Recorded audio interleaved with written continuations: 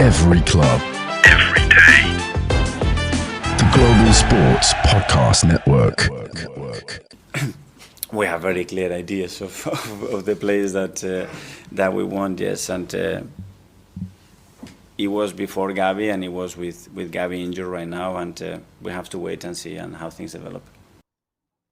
So how did they develop? Welcome to the Daily Arsenal podcast, brought to you as part of the Global Sports Podcast Network. We are recording this at 11:07 on the 3rd of February. The transfer window in the UK has just shut, and Arsenal have done sweet Fanny Adams in the window. It has been a brutal window for us, so here to discuss it, I am your host, Josh Vince. Joshua Duncan, Jamie Patterson, and Craig Matthews are joining me.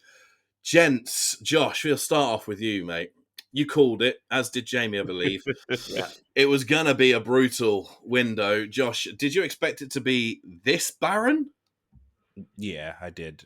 Mm-hmm. I did. I was kind of hoping I'd be proven wrong, especially with Jesus being injured. I was hoping, surely we're going to get somebody in now. But no, it's we're just stuck with the same team till the summer, and you just got me the best of it. I guess it's quite depressing. It is a little bit, isn't it? Yeah. Yeah. Like you stay up till 11. Like we finished recording yesterday's episode probably about 2 hours ago, and we had a little thought, didn't we, Jamie? Like a little bit of hope something might happen. I mean, again, I was also in the same kind of boat as JD here. I was like, look, I want to be proven wrong. Like, I got up this morning, I was like, I want to be proven wrong today. I want to go and see us go and at least try and attempt. I think that is what Arsenal fans might have maybe at least had a bit of respect for Arteta, to go out there and try and attempt to make a signing. But the fact that we went and put a bid in for Ollie Watkins when, at that time, when Duran was going to Saudi, you kind of just knew, it was false hope at that point because, Villa were not going to be mad enough to go and let Duran go for, what was it, like 60, 70 million, and then expect Watkins to go when people forget they're in the Champions League, for crying out loud. They are in such a great position right now. Why would Watkins want to leave Villa, who are doing really well, to then go to Arsenal, who, again, they're sitting, we're sitting second in the league. We've been competing for the title for the past few seasons. But again, it just, I never forget I think it was Gazidis back when he was like, or Kroenke, when he was like, that knock, that special knock, it's Arsenal, that knock is different. And I felt like this January, there was no knock at all. No, I mean, to be honest, for me, the Watkins move was a bit embarrassing, to be honest. Craig, did you feel similar? Because obviously we put the bid in. It was announced, it was the day that Villa were playing in the Champions League, I think. It was the final day of the Champions League. It was announced that we put a bid in for Watkins, and then out of nowhere, they've suddenly sold John Durant, so the deal was clearly off. Did you find it a bit, well, not just that, but the whole window a bit embarrassing for Arsenal? But definitely, we needed players, we didn't get no one, so... Now we've only got one fit striker, or somebody who's clear not top. So I was going to say, Josh, would you call that a fit striker? Oh, wait. I mean, nah. He's not. He's useless, mate. Yeah, I mean, Craig, for 18 months we've known we needed a forward. It's not like this is a new problem. So where on earth do you think this has got? Do you agree with Jamie that's the board, or is it just like a lack of vision from us, or a lack of intent? I think a bit of both, with a lack of vision, lack of intent, because we knew what we lacked last season after the Champions League defeat against Bayern Munich last season. We knew we needed a quality striker to finish our chances off, and we didn't buy one in the summer. I don't really want to go back onto the summer window, because that was terrible. If you look back now, it wasn't a good window. Signings like the Euros went, we should have gone for somebody. And we didn't get nobody in January as well. I knew we weren't going to get anybody. I had a feeling. I think the Ollie Watkins deal was just a little paper over the cracks, just to please the fans, to buy more tickets for games, and that's what it does. Now we have nobody. Yeah. Just see what happens, isn't it? Yeah, it's one of those things. I mean, I had Sky Sports on sort of like in the last hour or so, and I was also reading the BBC coverage at the same time. And somebody called Dave on the BBC website put this comment: Arsenal in this window have been like the husband that gets asked to go buy something from the grocery store and forgets what he was sent for. I think that's every guy, that's every bloke. That is Spot on. literally every single one of us, isn't it? But it's true. I mean, Josh, I feel like we've missed a big opportunity. Sesko didn't want to be second fiddle to Havertz, so he Yeah. missed out on him. Zubamendi, apparently was signing him in the summer. Suddenly that all goes quiet and nothing's happening there. Ollie Watkins, shambolic timing. Are we just inept in the transfer window? I mean, this is a Mendy one. I mean, I think they agreed personal terms. It's still not official yet, but maybe there's something behind the doors. Yeah. I think that's probably the only positive we can really take from the January transfer window. They've got something ready for the summer. I think it'll be a good signing if we can put it over the line. The Ollie Watkins one, apparently, again, I don't know the sources if it's correct or not, but apparently, Villa offered him to us earlier at the start of the transfer window, and for some reason, Arsenal took a while to act upon it. I guess maybe they're probably exploring other options, seeing if they can get probably the Sesko one over the line. I mean, for us to go in for a title race and we're this short, I mean, if we didn't have the injuries and you wanted to leave it till summer, I'd have been like, all right, fair enough. I get it. You want to get your main guy in summer. You have a bit more time, Yeah. But we're quite short now. And, if you're really pushing on for the title, we're 6 points behind and Liverpool got a game in hand. It's not, and our form's not terrible. So some people will say, I think Arteta and the board are probably saying, well, you've not lost a game in, I think, what, it's in 12 or something like that. We only had 2 losses this season. Yeah, so they're probably thinking, it's good form. We can carry on for the rest of the season. Where other fans or us fans will probably be like, no, we need to go. This is the time we can push on against that, push on and really give it a real challenge right to the end. But I don't know. I don't know what's going on with that club, honestly. I mean, at the beginning of the season, everyone was talking about fine margins. Yeah. And it's sort of like taking that next step. A big striker would have been that next step, I feel like. And it's the thing that we've been clearly calling out for. Jamie, before we even started recording the last episode, you mentioned that you weren't sort of sold on Watkins. I mean, the money that was being suggested was £60 million. and the guy is my age. He's 29. Like, 60 mil for a 29-year-old is a lot of money. We're not Bayern Munich. Yeah, now, to be honest with you, I had actually quite a bit of stick from a lot of my mates. They were like, what? You wouldn't take Watkins now? And I'm like, well, no, I wouldn't. Because the thing is, not for right, that money. no, I wouldn't it. pay 60 million. But the No thing way. is, right, he's in his peak. I feel like his peak was at Villa.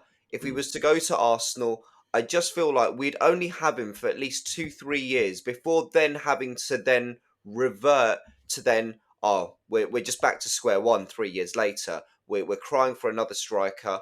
I just think in this window, I would have preferred a long-term solution so that, we can then, say we get, I don't know, for example, if we got Sesko on a 4-year deal, we could then be, in 3 years' time, we could be like, right, well, you know what, Sesko, you've done really well for us.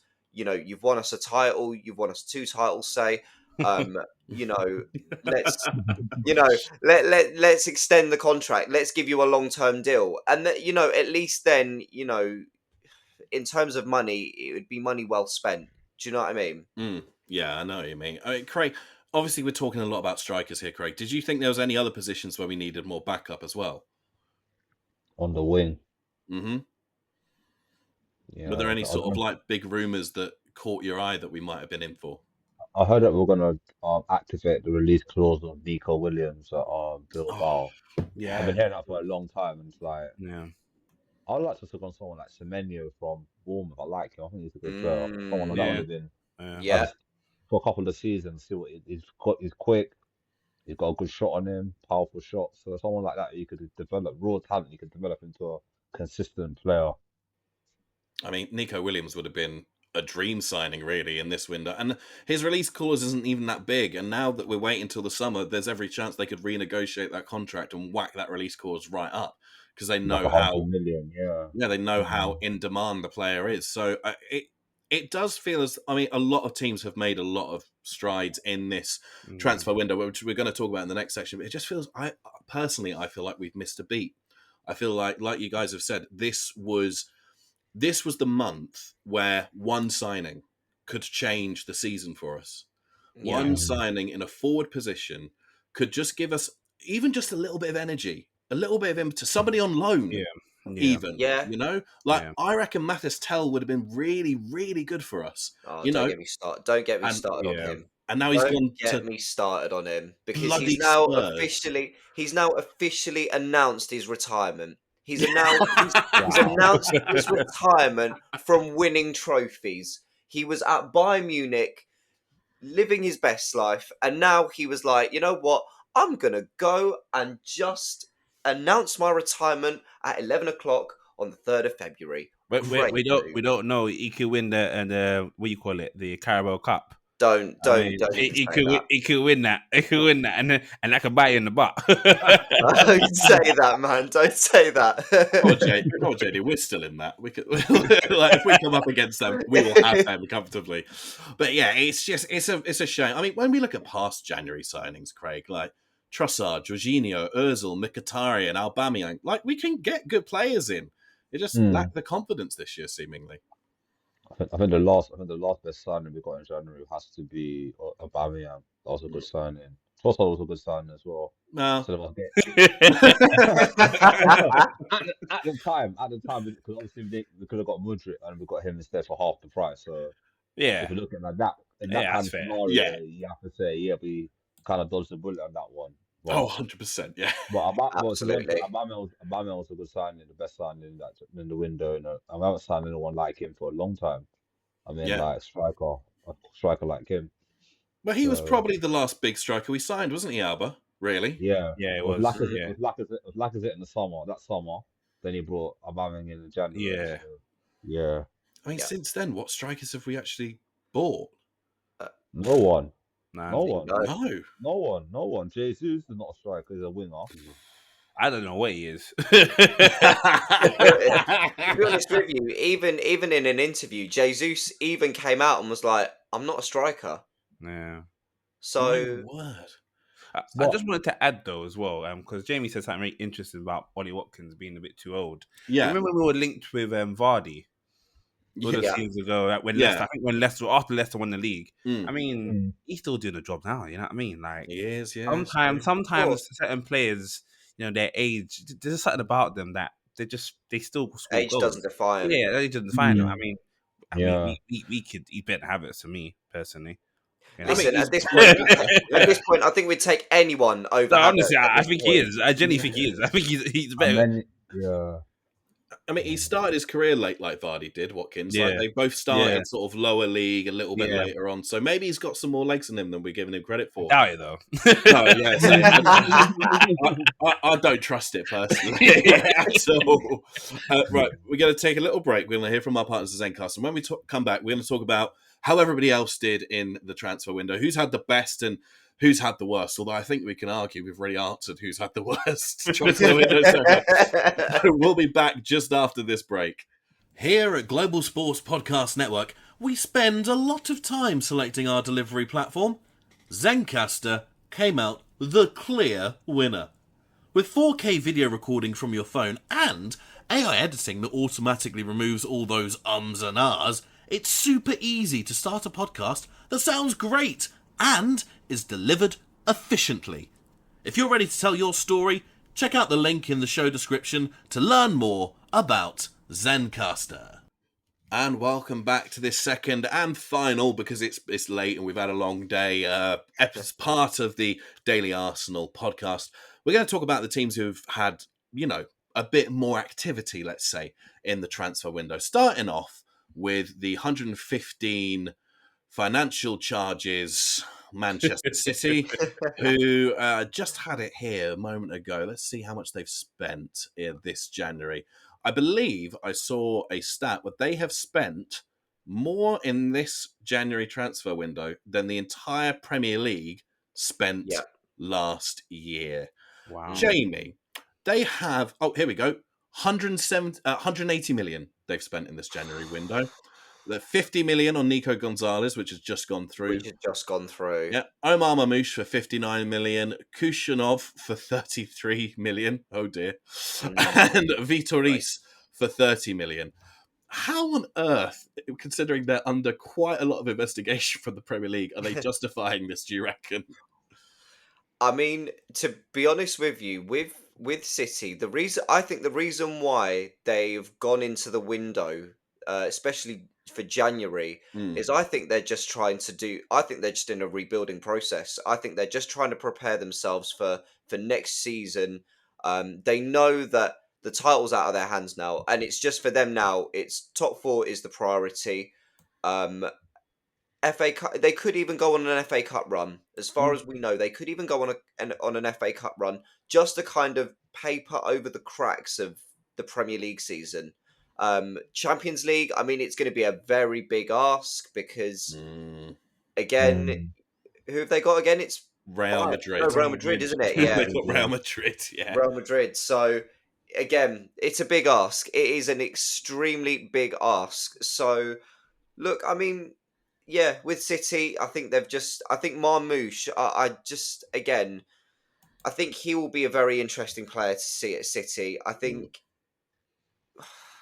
the City fans are going to expect a lot of him because of his history with Frankfurt, but again, it's going to be an interesting one for City.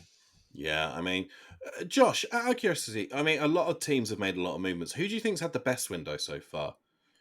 Well, I'd say so far, as of now. I've probably got to say Villa. I agree. Villa. I mean, absolutely. they've brought in a few firepower. Well, hopefully, for them it works out. Rashford is kind of a hit or miss. It's either he'll do really well or he'll just I don't know, get his head in the sand, still thinking about his girlfriend. I don't know. I don't know. And then Marco Asensio, that was a good deal as well. And they bought the guy from Chelsea, on loan as well. Yeah, they've had a good window. They've had a good window. I mean, it's very positive. If you're a Villa fan, waking up this morning or going to bed at night, I think I'd be comfortable because of Villa. I mean, when you look at they sent a lot of players out on loan, but I think what they've done is really smart for January, which is they've loaned a lot of players in. Yeah, they bought Daniel Marlon, who I think is a great signing for them to replace Leon Bailey. Andres Garcia as well. He's a youngster with a lot of talent from Levante. They bought him in relatively cheap. And then, like you say, loaning in Marcus Rashford, that takes a lot of the pressure off of sort of like making it work immediately. And it takes, the risk factor out of it slightly. Yeah. And loaning in Asensio, who we all know is a good player. He's a really strong player. Absolutely. The thing is, though, he has been injured for quite a bit this season. So that's the only risk. And I think that's why Arsenal did. I know Arsenal were in for him as well. I think that's probably why Arsenal didn't really, fancy it. Yeah. I think they've had a really strong one. Yeah. Craig, West Ham made an interesting couple of moves today. They brought James Ward-Prowse back, who I think's a chronically underrated player. I think he's fantastic. But they've also loaned in Evan Ferguson. What do you make of that? Ferguson's a good player. When he first jumped onto the scene, I thought this guy is quality. He's got a good That's what I said. He's got a good international goal scoring record for Ireland as well. Scored a couple of goals for them as well. He's a good striker. Shame that we didn't go for someone like him, someone who could rotate. He can score goals. When fit and firing, he can score goals. Yeah. So I think West Ham need a striker. They've been crying for a striker for a long time now. I think Antonio being out. The other striker's been in. Fulquirk has not really worked out for them. Hasn't scored a lot of goals, but he's out injured for a long time as well. So I think if Ferguson can get fit and up and running, he can score a lot of goals for them to stay up. Ward-Prowse as well, good player. I rated him a lot at West Ham last season. He scored some good free kicks in the Premier League. Good at set pieces. So he's going to be an additional good, like a brand new signing to them now coming back.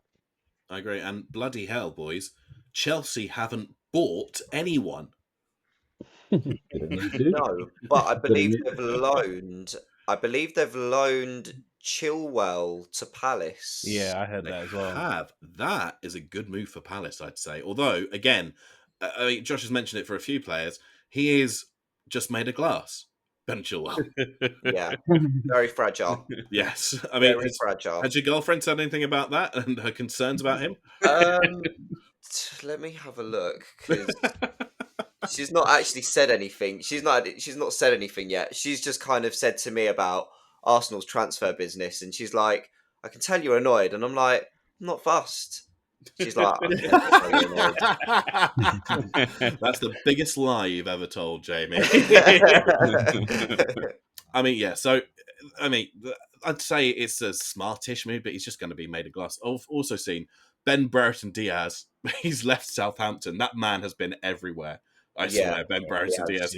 He's been loaned out to Sheffield now.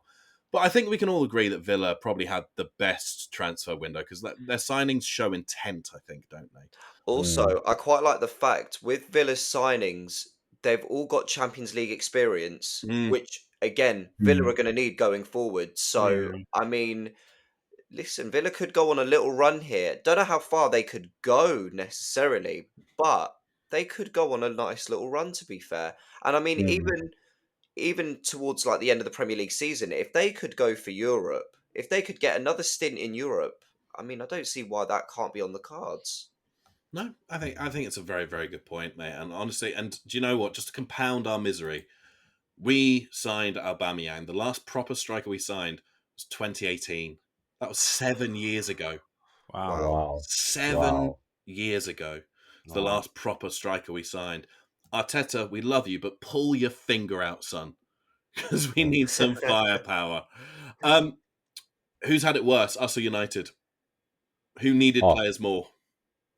I think, yeah, I'm painful. I don't know. I'd probably United. I think United. Cause I think United, like, they lost against Palace yesterday at home again.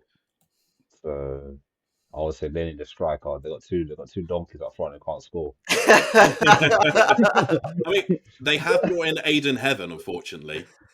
We've let the boy go. Yeah, we have. It's a very good player, good young prospect as well, left-footed as well. But I mean, they've shaved off a little bit. Deadwood. Anthony has finally left. Real Betis.